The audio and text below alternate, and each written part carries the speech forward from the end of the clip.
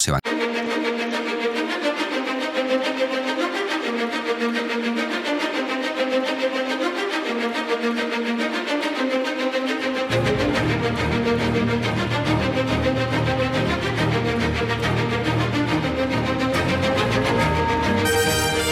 Somos WCQ, brindándoles la radio World's Last Chance para ustedes desde Monticello, Maine, Estados Unidos. La violencia criminal, la inquietud política, inestabilidad financiera, todo apunta a una inminente crisis, una crisis como ninguna otra. Atentos a la radio de World's Last Chance para aprender a prepararse espiritualmente para lo que nos espera. Radio WLC, preparando un pueblo para el regreso inminente de El Salvador.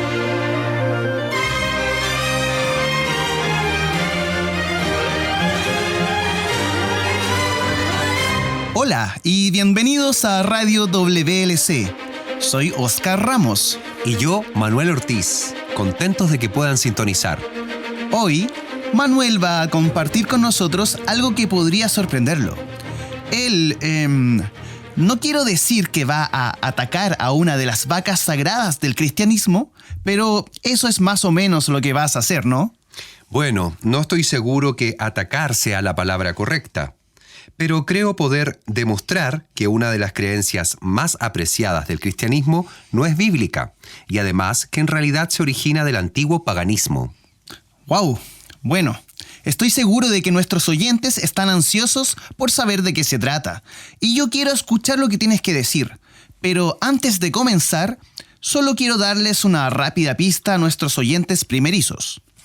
La Escritura nos invita a invocar el nombre del Señor, el Salmo 116, que dice: «Tomaré la copa de la salvación e invocaré el nombre del Señor», mientras que Isaías 12 nos dice: «Alabad al Señor, invoca su nombre, declara su obra entre la gente». Pero para invocar su nombre necesitas saber cuál es, ¿no? Sí, obvio.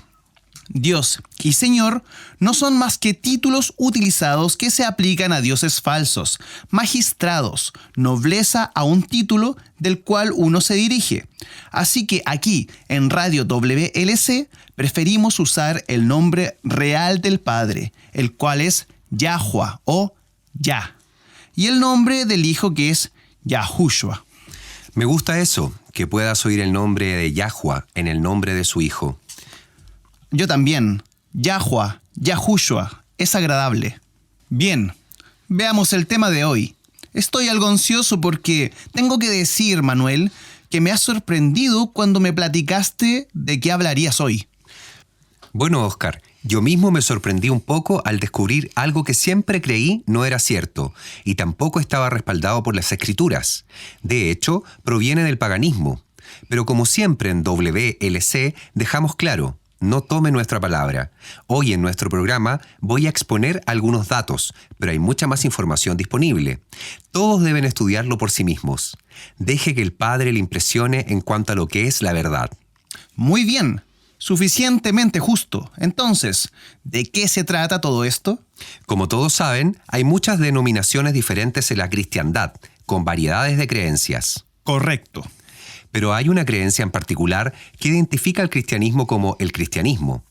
Existe una creencia de la cual virtualmente todas las denominaciones tienen en común, y los pocos que no creen en esta doctrina son considerados como ocultos por el resto de la cristiandad. Y esto se trata de una creencia en una deidad trina. La creencia en la Trinidad no puede ser comprobada en las Escrituras. La Biblia no lo enseña, de hecho. Enseña todo lo contrario. Pero la Trinidad es la doctrina fundamental del cristianismo. Esto es interesante. Yo iba a decir que la creencia en Yahushua es la doctrina fundamental del cristianismo. Pero entiendo a lo que te refieres. Es la creencia en Yahushua como el Hijo del Padre, quienes están unidos como una sola deidad con el Espíritu Santo. La Trinidad en realidad es la doctrina fundamental del cristianismo moderno. Es la única doctrina que aparta al cristianismo de otras religiones. Un artículo de la BBC hace unos años citó: Los cristianos creen que hay un solo Dios, a quien llaman Padre según Cristo les enseñó. Ellos reconocen a Jesús como el Hijo de Dios y creen que Dios funciona como una Trinidad. La Enciclopedia Católica llama a la doctrina de la Trinidad la doctrina central de la religión cristiana. Y sin embargo, ¿dices que las Escrituras no lo apoyan? Exacto. La Biblia no enseña una deidad trina. Esta es una creencia que viene directamente del paganismo antiguo, de hecho. Bien, pero espera, un segundo antes de continuar. ¿Cómo puedes decir que no hay Espíritu Santo cuando la Biblia repetidamente se refiere a ello? Qué bien que hayas preguntado esto. Primero, no estoy diciendo que no haya Espíritu Santo. ¿No es lo que dices? No, tienes razón. La Escritura se refiere repetidamente al Espíritu Santo o el Espíritu de Yah. Esto es verdad. Lo que estoy diciendo, sin embargo, es que el Espíritu al que se refiere las Escrituras no es una tercera persona desencarnada de una deidad mística. No voy a entrar en lo que la Biblia dice, en lo que el Espíritu Santo, pero por ahora basta decir que sí hay un Espíritu de Yah, pero no es una tercera persona misteriosa de una deidad. Bien. Una vez más, todo este concepto proviene del paganismo antiguo. El primer registro de la tal creencia en una Trinidad proviene de Sumeria. Esta antigua deidad trina consistía en Anu, el Padre y Rey de los dioses, en Lil, el Dios creador, y en Enki, el Señor de la sabiduría. Fue de la antigua Babilonia donde figura materna entró a la Santa Trinidad. La Trinidad de Babilonia fue Nimrod, su esposa Semiramis y su hijo Tammuz. Lo que es interesante aquí es que Semiramis fue nombrada la Madre de Dios. Y observa esto, la Reina del Cielo. ¿A qué te recuerda? Sí, es como los católicos se refieren a María. Sí, y es aquí donde comenzó la Trinidad idólatra de la antigua Babilonia. Pero hay más. Egipto también tenía una Trinidad. Osiris, el padre, Isis, la madre, y Horus, el hijo. Los hindúes tienen al Padre, Madre, Hijo en la Trinidad Brahma, Vishnu y Shiva. Los griegos adoraban a Zeus, Atenea y Apolo. Alego que los tres eran de un acuerdo. Una deidad trina en realidad impregnaba al paganismo antiguo, ¿no es así? Richard Casaro escribió un libro titulado Written in Stone, escrito en piedra. En él presenta evidencia de una religión trina, extremadamente antigua y muy poderosa, que se extendió por toda Europa siglos antes de Yahushua. Casaro sostiene que esta creencia estaba tan arraigada que al principio impidió la expansión del cristianismo en Europa. ¿En serio? En serio. Él escribe, esta antigua religión de tres en uno era un cuerpo de sabiduría autoempoderado, que dotó a las masas de Europa con facultades legendarias del sexto sentido. También les dotó con la habilidad legendaria de la mente sobre la materia. Una gente así, ensalzada, son difícil naturalmente de influenciar y casi imposible de controlar.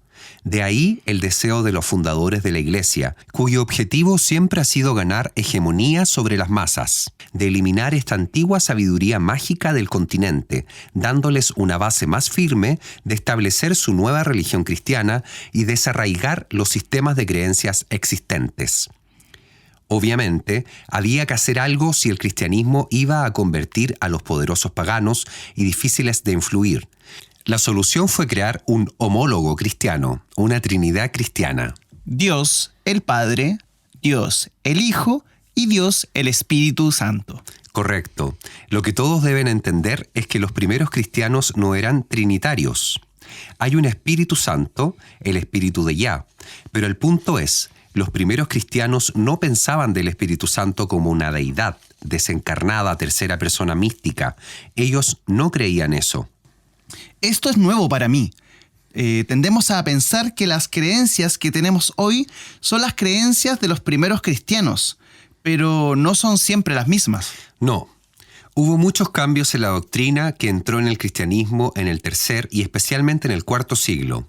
Victor Weyerville escribió un libro sobre el tema en el que afirmó: Aunque otras religiones durante miles de años antes de que Cristo naciera adoraban a un Dios trino, la Trinidad no era parte del dogma cristiano ni de los documentos formales de los primeros 3 siglos después de Cristo. ¿Notas esto, Oscar? Durante los primeros 3 siglos después de Yahushua, no había creencia de una deidad trina entre los cristianos. Increíble.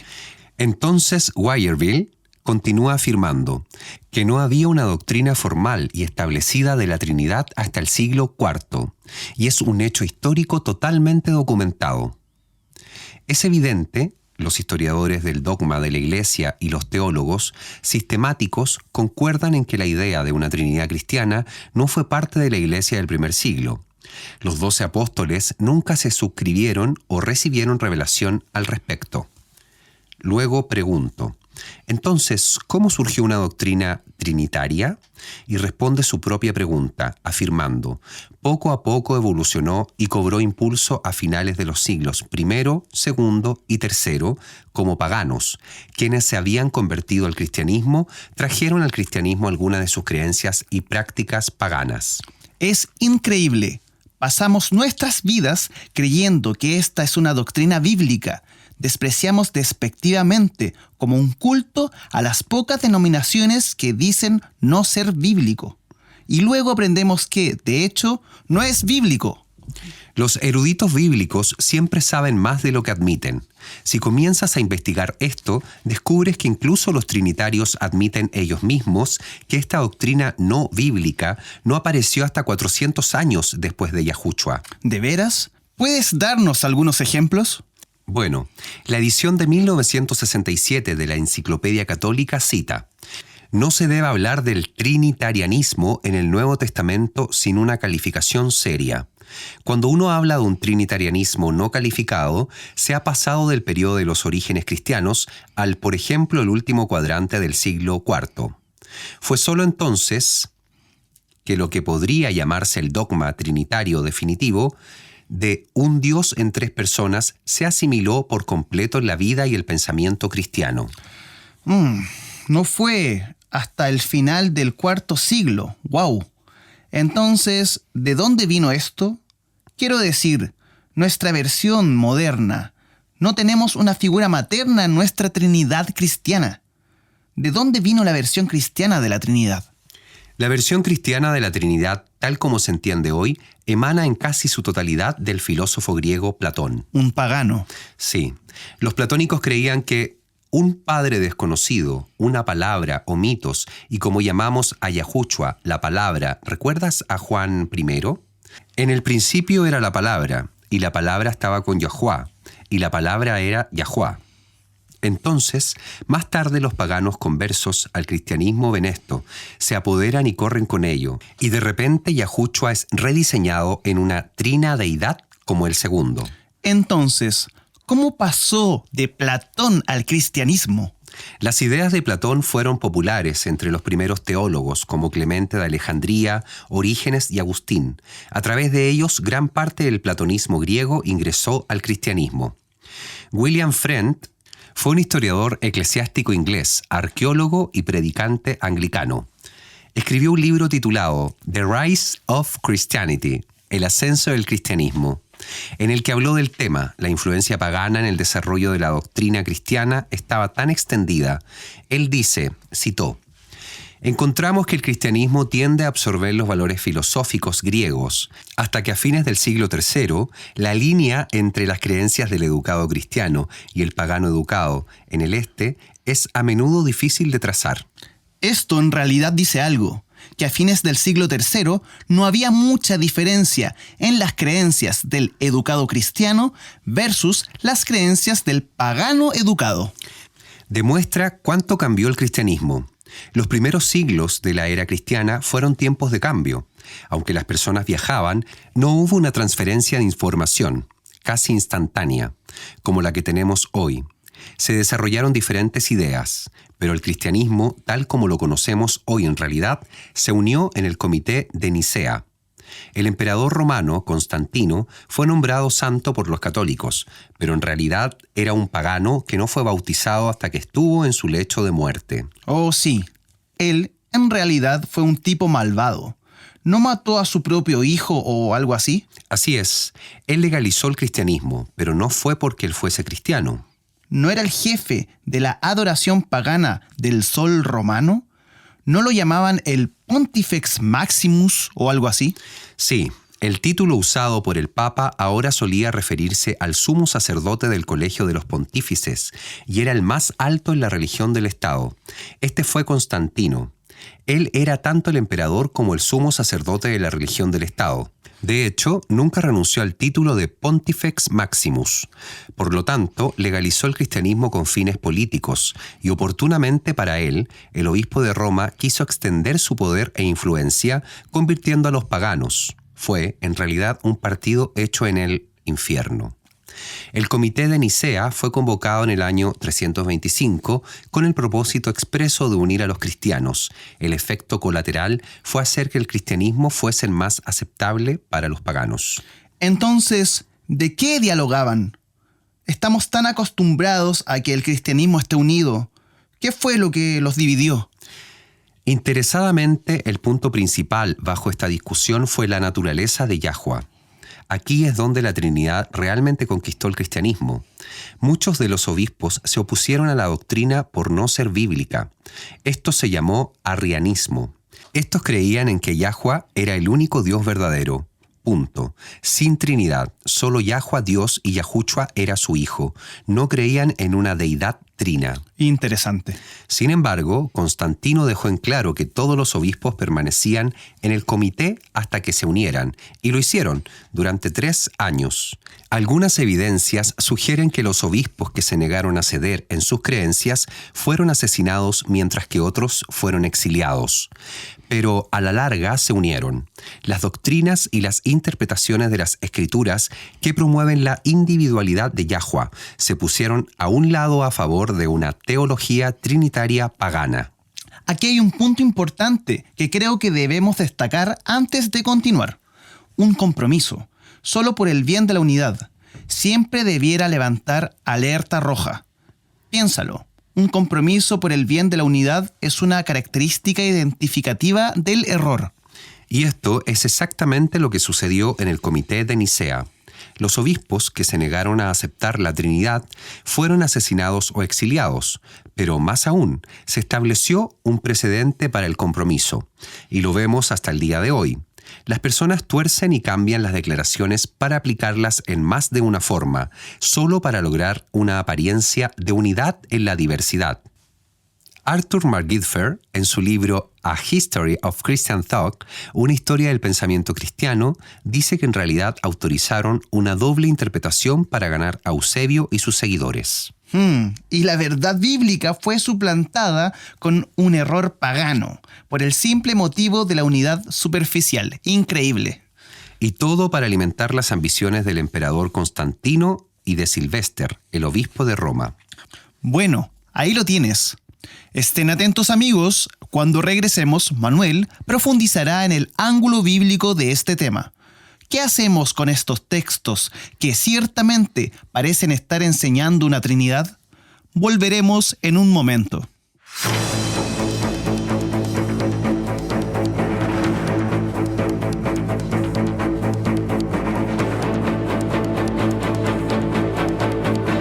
Millones de cristianos hoy creen que los redimidos tienen seguridad eterna. En otras palabras, ellos suponen que una vez que alguien ha sido salvado, él o ella siempre serán salvados. Esto puede sonar muy bien, pero un estudio cuidadoso de esta creencia revela que realmente contradice a las Escrituras. Si desea obtener más información, visite nuestro sitio web en worldletschance.com/español y lea el artículo ¿Una vez salvado, siempre salvado?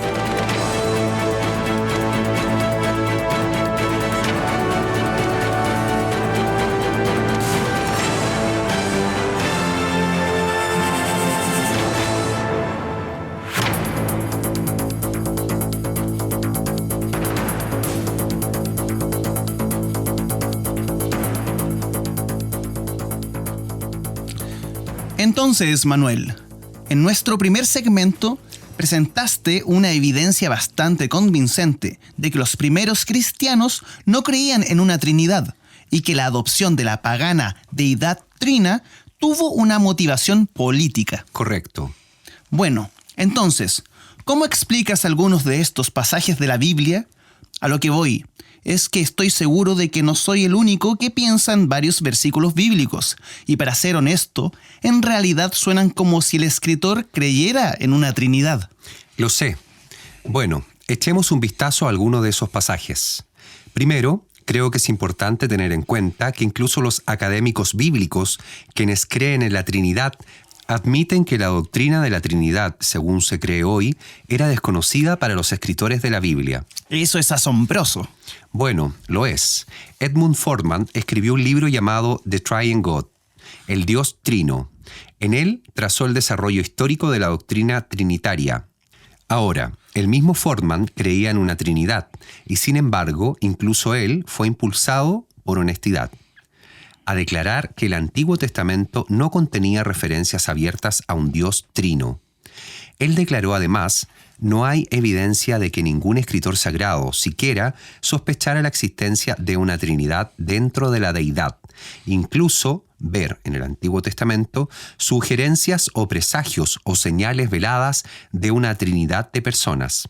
Es ir más allá de las palabras e intenciones de los escritores sagrados. Aquí hay un hombre en apariencia, intelectualmente honesto, quien ha escrito un libro con el expreso propósito de detallar el desarrollo histórico de esta creencia. Y la honestidad lo obliga a admitir que si lees de un Dios triuno en cualquiera de los pasajes del Antiguo Testamento, estás leyendo tus propias ideas, porque los escritores sagrados no tenían eso en mente cuando escribieron. ¡Wow! Y él no se detuvo ahí. Continuó afirmando que incluso los escritores del Nuevo Testamento citaron: «No nos den ninguna doctrina formal o formulada de la Trinidad». Luego agrega: «En ninguna parte encontramos ninguna doctrina trinitaria de los tres sujetos distintos de la vida y actividad divina en la misma deidad». Y a pesar de esto, ¿todavía creía en la Trinidad? Sí, y esta no es la única fuente que lo admite. El compañero de Oxford a la Biblia cita: «Debido a que la Trinidad es una parte tan importante de la doctrina cristiana posterior, es sorprendente que el término no aparece en el Nuevo Testamento.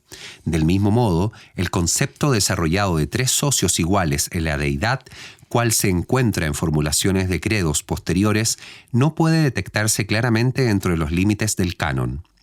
Incluso Martín Lutero no repudió por completo la doctrina de la Trinidad, y sin embargo, en uno de sus sermones admitió y citó: «Es cierto que el nombre Trinidad no se encuentra en las Sagradas Escrituras, pero ha sido concebido e inventado por el hombre. Aquellos en sabiduría saben que la doctrina de la Trinidad no puede ser comprobada por las Escrituras». Shirley Guthrie Jr. fue profesor de teología en el Seminario Teológico de Colombia por casi 40 años. Él escribió: «La Biblia no enseña la doctrina de la Trinidad ni la palabra Trinidad en sí, ni un lenguaje como uno en tres, tres en uno, una esencia o sustancia. Tres personas son del lenguaje bíblico». Dijo él que el lenguaje utilizado para describir tal doctrina está tomado de la filosofía griega clásica. Y no son los únicos. Es por eso que dije anteriormente, no crea ni en mi palabra. No es necesario. Solo indague y comienza a estudiarlo por sí mismo. Verá que los académicos bíblicos admiten muy abiertamente que la doctrina de la Trinidad vino más tarde. No era parte del sistema de creencias del cristianismo apostólico. Es un buen consejo. Y si quiero profundizarme en esto un poco más, debo admitir que al principio, cuando hablaste del tema hoy, estaba escéptico. Pero ahora sí, esto es algo que quiero estudiarlo por mí mismo más a fondo. Roger Olson y Christopher Hall son dos profesores de teología. Escribieron un libro titulado The Trinity, en el cual escribieron: «Es comprensible que la importancia que se le da a esta doctrina es desconcertante para muchos cristianos, laicos y académicos. En ninguna parte está declarado claro e inequívoco en las Escrituras. ¿Cómo puede ser tan importante si no está explícitamente establecido en las Escrituras?». Luego explican: «La doctrina de la Trinidad se desarrolló gradualmente después de la finalización del Nuevo Testamento en la ardiente controversia, pero los padres de la Iglesia que la desarrollaron creían que estaban ejecutando o explicando la revelación divina y que en absoluto no especulaban o inventaban nuevas ideas. La doctrina de la Trinidad por completo se develó en el siglo IV, en dos grandes concilios ecuménicos universales, Nicea en 325 y Constantinopla en 381. Millard Erickson, profesor de teología en el Seminario Teólogo Baptista Sudoeste, afirmó que la Trinidad no se enseña de manera clara o explícita en ninguna parte de las Escrituras, y sin embargo es ampliamente considerada como una doctrina central, cual es indispensable para la fe cristiana. Creces creyendo en cierta doctrina y de repente te dicen que no es más que una tradición hecha por el hombre. Es difícil reprogramar tu mente. Así es, pero es verdad, los eruditos lo saben. Son los laicos fieles quienes llenan los bancos de las iglesias los que no saben. Charles Ryder escribió un respetado libro titulado Basic Theology, Teología Básica, en el que afirmó claramente: muchas doctrinas son aceptadas por los evangélicos como si fueran enseñadas de las Escrituras, por las cuales no hay textos válidos. La doctrina de la Trinidad proporciona el mejor ejemplo de esto. Es justo decir que la Biblia no enseña la doctrina de la Trinidad. De hecho, no hay ni un solo texto que sea válido. Si por texto válido nos referimos a un versículo o pasaje que claramente declare que hay un Dios, que existen tres personas. Bien, pero espera un minuto. Escucho lo que estás diciendo, pero ¿qué tal digamos, por ejemplo, que en 1 de Juan 5:7, cual dice: porque hay tres que dan testimonio en el cielo, el Padre, la Palabra y el Espíritu Santo, y estos tres son uno? ¿Cómo puedes tú, o todos estos eruditos, o cualquiera, decir que la doctrina no está en el Nuevo Testamento y sin embargo está ahí? Me alegra que hayas preguntado. Es un buen punto, pero la respuesta te puede sorprender. ¿Estás listo para esto? No estoy seguro de poder estar más sorprendido de lo que ya estoy. Veamos. Tienes razón. 1 de Juan 5:7 claramente deletrea la doctrina de una deidad trina. El caso es que estos versículos no fueron escritos realmente por Juan. Fueron añadidas en una fecha mucho después. ¿Qué? ¿Estás diciendo que un escriba o monje no inspirado o un cualquiera lo añadió a la Biblia? Así es. ¿No fue parte original de la Sagrada Escritura? No. ¡Wow! No puedes encontrarlo en ninguno de los manuscritos griegos hasta el siglo XI. Estos son 1000 años después. Exacto. Tal como te digo, Oscar, esta es una tradición de hombres, adoptada de los paganos. Increíble. Bueno, lo que hizo fue cambiar el cristianismo desde adentro hacia afuera. ¿Cómo así? A menudo hablamos del cristianismo judeo, es decir, una creencia cuyas raíces históricas están en el judaísmo y el cristianismo. Pero el cristianismo difiere del judaísmo, y la mayor área de la diferencia, por supuesto, es que los cristianos aceptan a Yahushua como el Mesías, los judíos no. Correcto. Entonces, al reconocer a Yahushua como el Mesías, el cristianismo se apartó del judaísmo tradicional. Sin embargo, los primeros cristianos eran muy similares a los judíos en sus creencias. Ellos aún adoraban en el séptimo día Sabbat. Calculaban el Sabbat por el calendario lunisolar bíblico, no el calendario romano juliano. Se abstuvieron de carnes inmundas, observaron los festivales anuales. El cristianismo apostólico era una religión pura, cual era un reflejo cercano de las raíces divinas de las que había surgido. Esto es verdad. El cristianismo apostólico parecía ser mucho más bueno, judío, por falta de un término mejor, que el cristianismo de hoy. Y no es porque les tomó un tiempo poner a un lado el judaísmo. Inmediatamente dejaron de sacrificar animales. El cristianismo apostólico, con sus lazos cercanos al judaísmo, era una fe muy pura. Sin embargo, con la asimilación del paganismo en la Iglesia en el siglo IV, especialmente con la aceptación de la Trinidad en la teología cristiana, el cristianismo experimentó un cambio fundamental. Rápidamente se convirtió en algo que perforó poca semejanza a sus orígenes puros, ordenados por el cielo. La Nueva Enciclopedia Británica, con sorprendente precisión, identifica la razón de esto. Dice, y cito, el credo trinitario del cristianismo lo distingue de las otras dos religiones monoteístas clásicas, judaísmo e islam.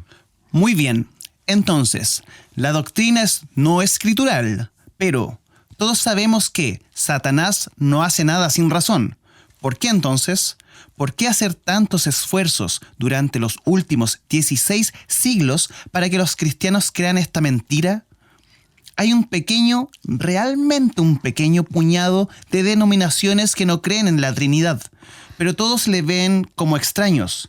Se descartan como cultos o a veces solo por el rechazo de esta doctrina. ¿Por qué? ¿Cuál es el propósito detrás de un engaño tan grande? Con una Trinidad, el enfoque es distanciado de Yahuwah. Esta es la razón de esta doctrina. Pero el efecto es mucho más lejano, con la atención puesta en Dios el Hijo como Salvador y Dios el Espíritu Santo como mediador. Surge la creencia de que están trabajando juntos en nuestro lugar. Sí, y entonces... El peligro de este sutil cambio en el énfasis es que elimina del creyente la necesidad del deber de hacer algo, aparte de simplemente aceptar a Cristo. Bien, pero no entiendo. No estoy viendo el problema aquí.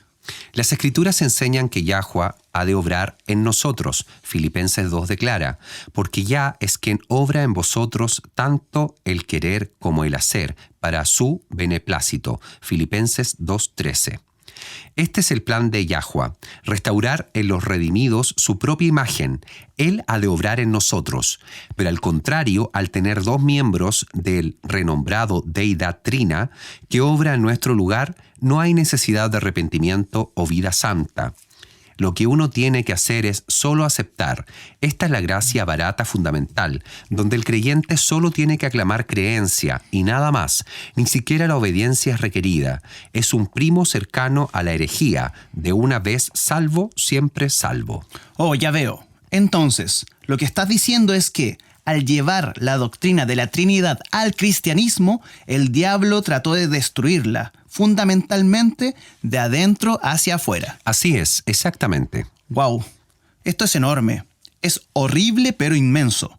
Es increíble que algo que no tiene base en las Escrituras ahora pueda ser la creencia primaria y fundamental del cristianismo. Exacto. Satanás realmente ganó ahí una victoria. Bueno, antes que nos quedemos sin tiempo, quiero dedicar solo unos minutos a hablar sobre la verdadera naturaleza de Yahuwah. Nos has dado un buen inicio fundamental para un estudio propio del tema, pero si Él no es un tercio de una deidad trina, ¿qué es Él? Esa es una pregunta justa y quiero que las Escrituras la respondan. La Biblia presenta muy claro a Yahuwah como una sola entidad con un hijo. ¿Podrías leer Deuteronomio 6:4 por nosotros? Esto es lo que se conoce como el Shema. Es una de las dos oraciones específicamente ordenadas en los libros de Moisés. Esto es interesante. De acuerdo, aquí vamos. Deuteronomio 6:4 dice: Oye, Israel, Yahuwah, nuestro Elohim es uno, Yahuwah. Gracias. Oye, Israel, Yahuwah, nuestro Elohim es uno, Yahuwah. La palabra Elohim aquí es la forma plural de El, cual significa Dios. Sin embargo, esto pretende implicar una deidad trina. El primer mandamiento dice inequivocadamente, yo soy Yahuwah tu Elohim. No tendrás otros Elohim delante de mí. Éxodo 20, 2 y 3. Observe lo que no dice, somos Yahuwah y Yahushua, tus dioses. Solo hay un Él, un Dios, y es Yahuwah. Los escritores del Nuevo Testamento también eran unidos en su rechazo de una Trinidad. Veamos lo que dijo Pablo, 1 Corintios 8, y leamos los versículos 4 a 6. Bien, dice: No hay ningún otro Dios o Theos sino uno. Porque aunque haya quienes se llaman dioses, Theos, ya sea en el cielo o en la tierra, como hay muchos dioses y señores, pero para nosotros no hay más que un Theos, el Padre, de quien son todas las cosas y nosotros en Él, y un Maestro, Yahushua, el ungido, por quien son todas las cosas y nosotros por Él.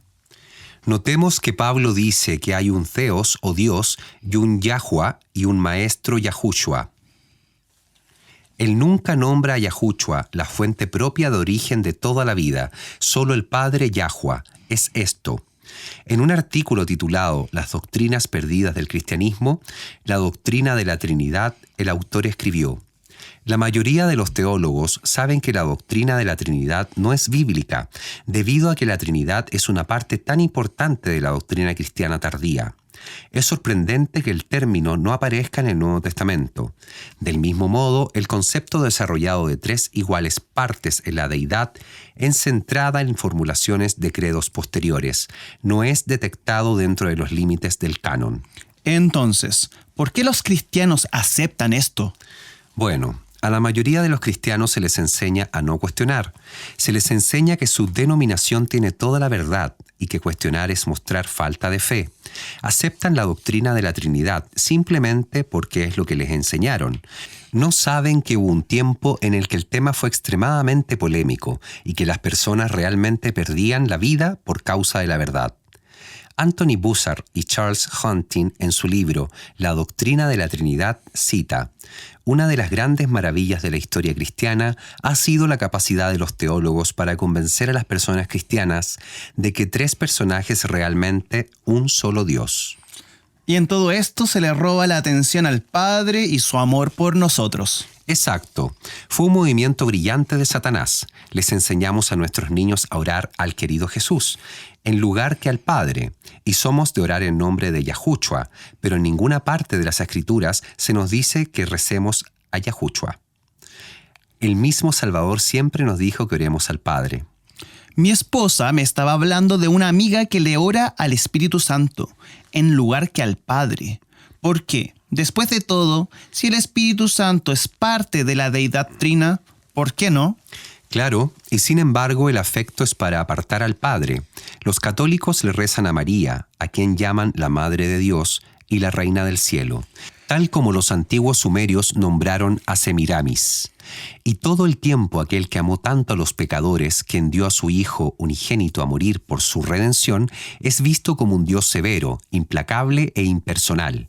Para terminar, deseo dejarles con un último versículo bíblico. Escuchen y deje que las palabras penetren. Es Isaías 45, versículos 21-22. Yahuwah declara: no hay otro Elohim fuera de mí, un solo, Él y Salvador. No hay nadie más que yo. Mírenme y sean salvos, todos los confines de la tierra, porque yo soy Él y no hay otro. Amén.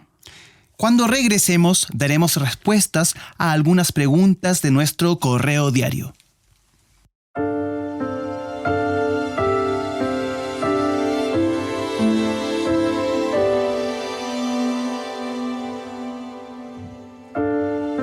El tiempo está llegando a su fin.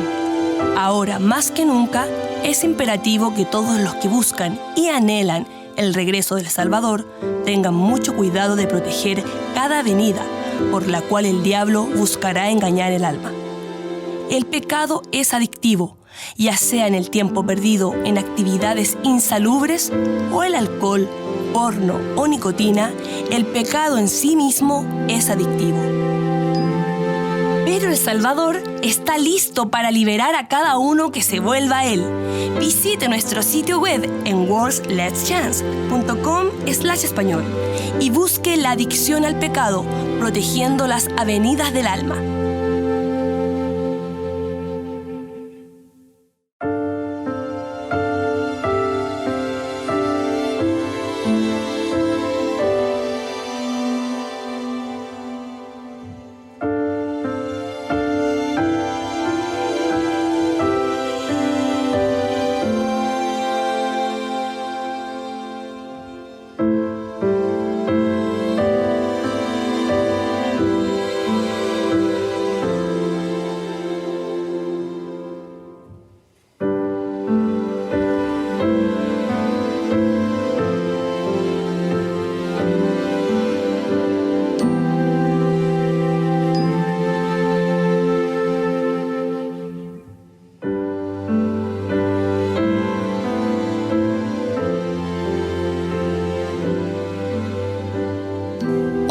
Recibimos una pregunta de Marcos en El Salvador, Brasil. Me gusta cómo con la tecnología moderna podemos comunicarnos con creyentes de todo el mundo desde nuestra página. Es realmente agradable, ¿verdad? El seguir la verdad siempre requiere ir contra la corriente. Es un camino muy solitario para muchos. Saber que hay otros creyentes sinceros es muy alentador. Realmente lo es. Entonces, ¿qué tienes que decir, Marcos? Él escribe: Saludos WLC. ¿Podrían explicarme qué se entiende por descanso en Hebreos 4? Parece que muchas personas interpretan que esto significa que el Sabbat ya no es un requisito vinculante, pero esto es inconsistente con el hecho de que la ley del Creador es inmutable. Si pueden dar una explicación, se los agradezco. Muy buena pregunta, Marcos. Excava el significado superficial del pasado y va directamente a la carne de lo que se dice aquí. Al igual que con cualquier otro pasaje de la Escritura, tenemos que echar un vistazo a los pasajes que le rodean. Hebreos 4 continúa desarrollando un tema que comenzó en el capítulo 3. En estos 2 capítulos, el autor de Hebreos describe 3 descansos.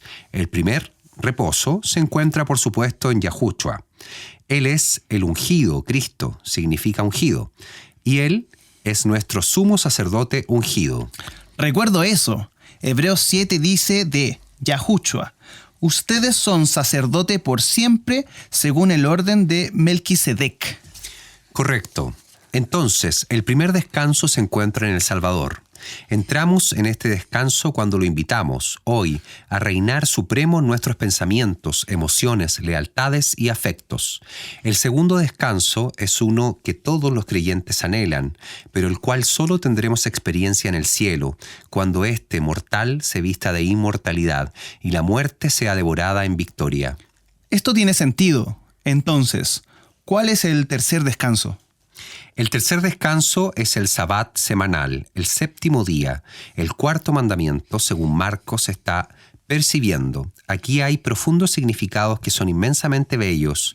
Miremos, cuando descansamos en el Sabbat semanal, tal como lo hizo el Creador en la creación de nuestro mundo, estamos avanzando por fe hacia cuando aquel día entraremos en ese descanso celestial en la verdadera tierra prometida. Entonces, permíteme aclarar esto. Lo que estás diciendo es que el descanso semanal del Sabbat es un anticipo del descanso perpetuo que espera a los fieles de Yahuwah cuando el Salvador nos lleve de regreso al cielo para vivir con Él. Exacto, y entramos en ese descanso por fe. Ahora, cuando adoramos en el verdadero Sabbat del 7º día. Ahora, algunos cristianos, creyendo erróneamente que la obligación del 4º mandamiento, cual en la primera lengua hebrea es el Sabbat, fue anulado en la cruz, han interpretado incorrectamente Hebreos 4, versículos 9 y 10. Vamos a leer esto. Hebreos 4, 9 y 10. Sí, ¿lo encuentras? Sí, dice: por lo tanto, queda un descanso para el pueblo de Yahuwah, porque el que ha entrado en su reposo también ha dejado sus obras como Yahuwah hizo con las suyas. En estos versículos en realidad nos dicen que entremos en el mismo descanso que entró Yahuwah. ¿Cuándo descansó Yahuwah? Bien. Y Yahuwah bendijo el 7º día y lo santificó, porque en él había descansado de toda su obra que Yahuwah creó e hizo. Génesis 2:3. Correcto, Génesis 2. Entonces, al unirnos con Yahuwah, adorando en el día en que Él santificó, más grande se convierte y simbólico de que en este descanso en el que dejamos a un lado nuestros esfuerzos para ser salvos y descansamos en la salvación ya hecha, la cual es un regalo gratuito para todos quienes lo aceptaron por fe. Es irónico que en este pasaje donde el escritor de Hebreos intentaba demostrar la obligación del continuo Sabbat, estos mismos versículos han sido torcidos para dar a entender que el Sabbat ha sido anulado. Pero esto no es en absoluto lo que estos versículos están diciendo. Lo que estás diciendo es consistente con Isaías 66. El versículo 23 deja en claro que, incluso en la tierra hecha nueva, el Sabbat aún se mantendrá. Dice: y sucederá que de una luna nueva a otra, y de un reposo, Sabbat, a otro, vendrá toda la carne a adorar delante de mí, dice Yahuwah. Correcto. Y lo bueno de este verso es que también revela que calendario se usará para calcular los sabbat. La referencia a lunas nuevas nos da a conocer que el sabbat en la nueva tierra será calculado por el calendario lunisolar de la creación, porque no hay lunas nuevas en el calendario papal gregoriano en uso hoy. No las hay. Y tenemos tiempo para una pregunta más. Aurora de República Dominicana pregunta. Su nombre me parece intrigante. ¿Por qué se nombraron los World's Last Chance, la última oportunidad del mundo? Bueno, Aurora, el nombre en español, La Última Oportunidad del Mundo, fue elegido para nuestro sitio web y ahora nuestra radio WLC porque refleja nuestras creencias. Cada una de nuestras creencias descansa en una base sólida de las Escrituras. En el último capítulo del último libro de las Escrituras se da una advertencia de que llegará un tiempo en un futuro muy cercano, cuando el cielo declare que el tiempo probatorio ha terminado.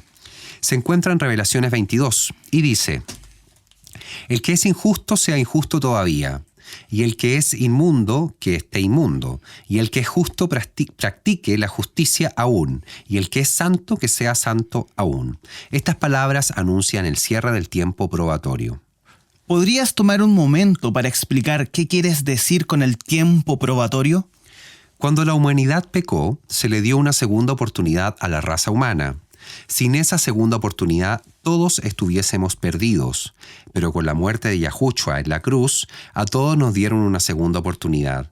Una segunda oportunidad de elegir por sí mismos si seremos leales a nuestro Creador o nos uniremos a Satanás en rebelión.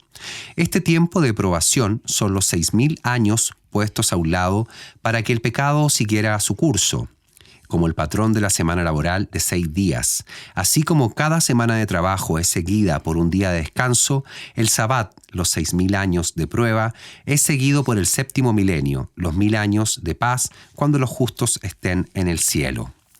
El equipo de WLC está convencido de que los 6.000 años están por terminar. Tenemos la convicción de advertir al mundo que la libertad provisional se está pronto cerrando, porque poco después Yahushua regresará a la tierra. Ya no habrá más oportunidades para el arrepentimiento una vez que llegue Yahushua. Literalmente, la aceptación de avanzar en la verdad es la última oportunidad del mundo. Estos son tiempos serios. El mundo pronto tendrá su fin. Si tiene alguna consulta, regístrese y escríbanos en worldslastchance.com/español.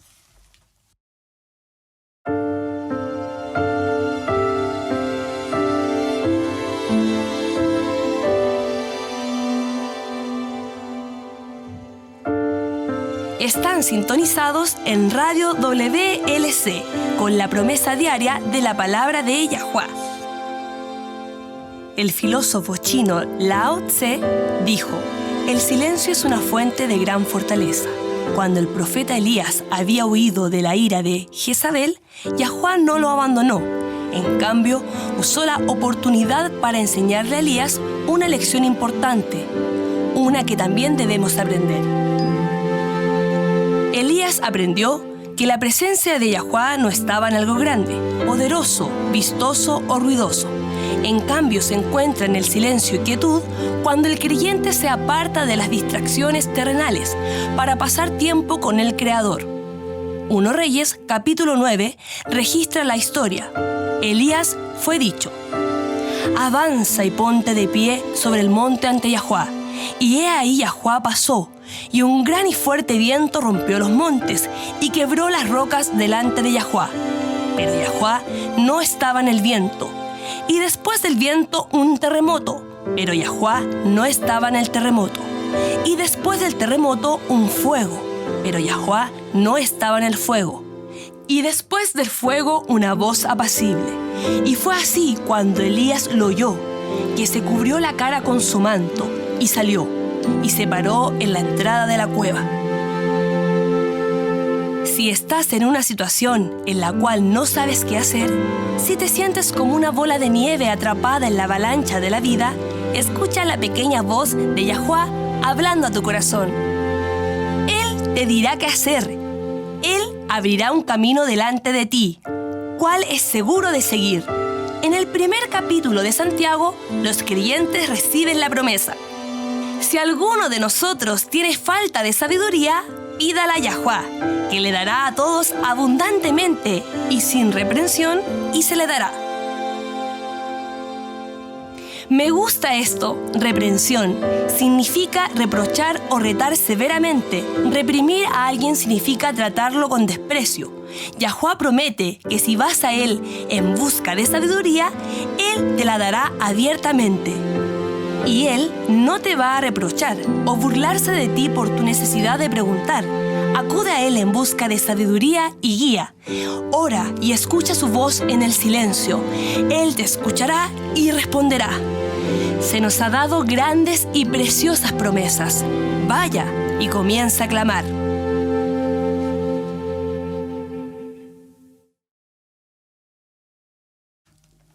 Bien, wow. Creces pensando de cierta manera, creyendo que algo es verdad y luego solo para ser abofeteado con la realidad. Es algo desorientador. Lo es. Y todo este asunto regresa al mandato en Revelaciones 18. El salir de Babilonia. Nadie está exento. La iglesia de nadie está exenta porque todas tienen algún grado de error. Todas las iglesias tienen algo de verdad, pero esa no es una razón para seguir siendo miembro. Si enseña la creencia en esta diabólica doctrina pagana, debes huir. Bueno, ¿y qué hay de los testigos de Jehová? Ellos no creen en una Trinidad. No lo creen, y tienen razón en esto. Esa es una de las verdades que tienen. Sin embargo, creen en otros errores. Por ejemplo, se aferran a la pagana adoración del domingo. Escucha, la doctrina de la Trinidad es peligrosa. ¿Cómo así? Bueno, crea un muro mental, por decir, entre uno y el Padre. Conozco a alguien que le reza al Espíritu Santo. ¿Qué diferencia es esto al rezarle a María o incluso a Jesús? Eso es verdad. El Salvador nunca nos dijo que le oremos a Él. Él siempre nos dijo que le oremos al Padre. Absolutamente. Y si no tienes la confianza para orarle al Padre por sí mismo, si no tienes experiencia de orarle y recibir respuestas directamente de Él, ¿cómo vas a tener la confianza para permanecer firme por la verdad a través de los caóticos eventos ante nosotros? La doctrina de la Trinidad, al igual que la idea de María como corredentora y mediadora, desvía la atención al Padre hacia estas otras entidades. Miren, la palabra segura de la profecía declara que va a haber una marca de la bestia, y esta marca será decretada en pena de muerte. No es un tatuaje, no es un código, no es una identificación nacional, es mucho más grande que esto. La aceptación de la marca se hará valer al costo de su vida si es negada. Por lo tanto, entonces, ¿cuántas personas tienen la confianza en el Padre para aferrarse a la verdad, toda la verdad y nada más que la verdad frente a la destrucción? Acabas de decir algo, Manuel, y creo que es realmente importante. La confianza. Esto es exactamente lo que necesitamos. Necesitamos individualmente la confianza de que el Padre nos ama y se preocupa por nosotros, que Él nos está cuidando. Y si nuestra atención es desviada de Él y llevada a un espíritu incorpóreo, también se desviará nuestro amor y gratitud, y ahí se irá nuestra confianza en Él y su amor por nosotros como individuos. Bueno, nos has dado mucho en qué pensar hoy. Y escuchen, amigos, como en todo lo demás, no tomen nuestra palabra. Estudie este tema por sí mismo, porque es un deber ante Él. Hay más información en nuestro sitio web, así como en otros medios de internet. Para mí, fue una novedad que los primeros cristianos no fueran trinitarios. Había una razón para ello. Entonces, sepa lo que cree por sí mismo para que pueda tener confianza en el amor del Padre por ustedes. Comparta nuevamente mañana con nosotros. Hasta entonces, recuerde, Yahuwá le ama y en Él está segura su confianza.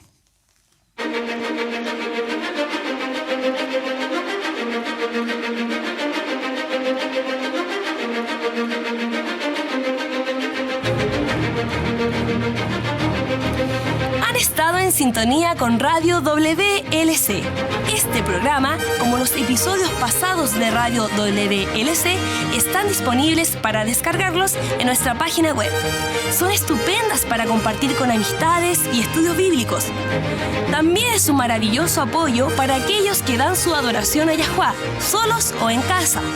Si desea escuchar los programas de WLC, visite nuestra página web en worldletschance.com/español. Haga clic en el icono Radio WLC, parte superior a la izquierda de la página principal. Esto le permitirá hacer descargas de los episodios en su idioma preferido. También están los artículos y los videos disponibles en aún variedad de idiomas. Acompáñenos otra vez mañana para otro mensaje lleno de verdades en WBCQ, en 93.3 kHz, en la banda de 31 metros. Radio World's Last Chance, preparando un pueblo para el pronto regreso del Salvador.